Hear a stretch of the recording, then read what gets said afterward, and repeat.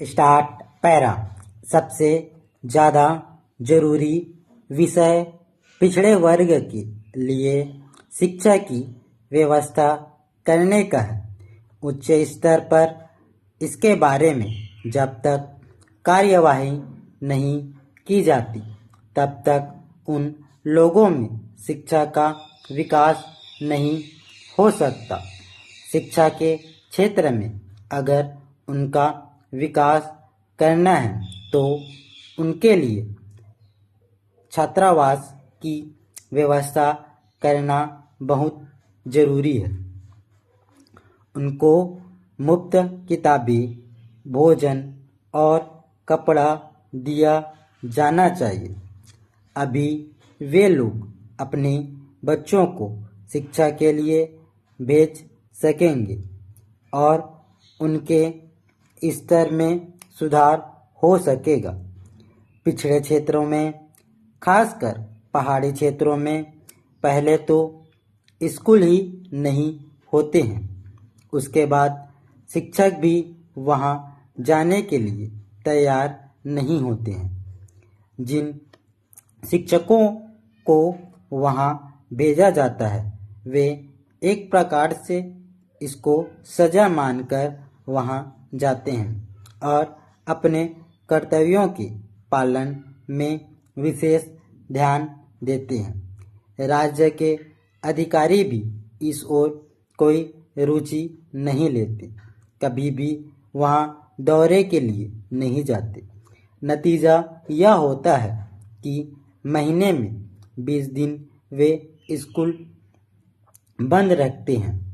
इसलिए शिक्षकों को इन स्कूलों में दिलचस्पी बनाए रखने के लिए सरकार की ओर से कुछ विशेष भत्ता दिया जाना चाहिए, जिससे वे इस काम को सजा मानकर नहीं बल्कि सेवा भाव से करें। आज भी गांवों में लोग अपने बच्चों को आय का साधन मानते हैं। उनके द्वारा पशुओं के चराने का काम लिया जाता है, मजदूरी कराई जाती है, खानों में काम लिया जाता है।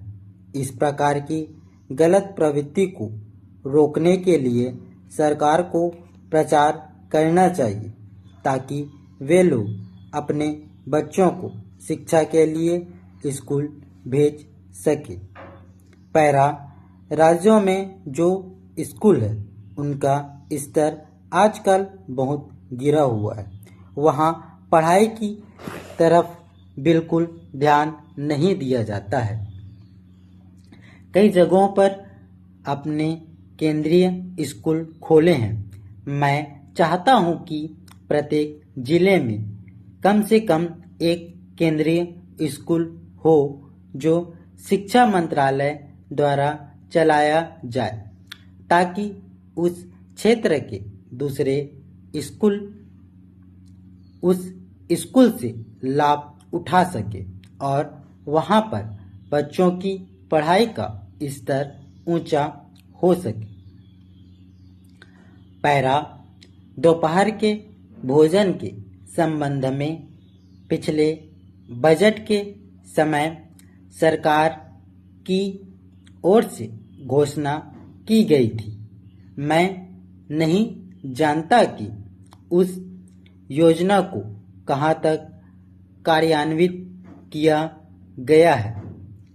जहाँ जहाँ इस समय भोजन दिया लाभ उठाया जा रहा है, उस भोजन में पौष्टिक पदार्थ नाम की कोई चीज नहीं है। स्टॉप।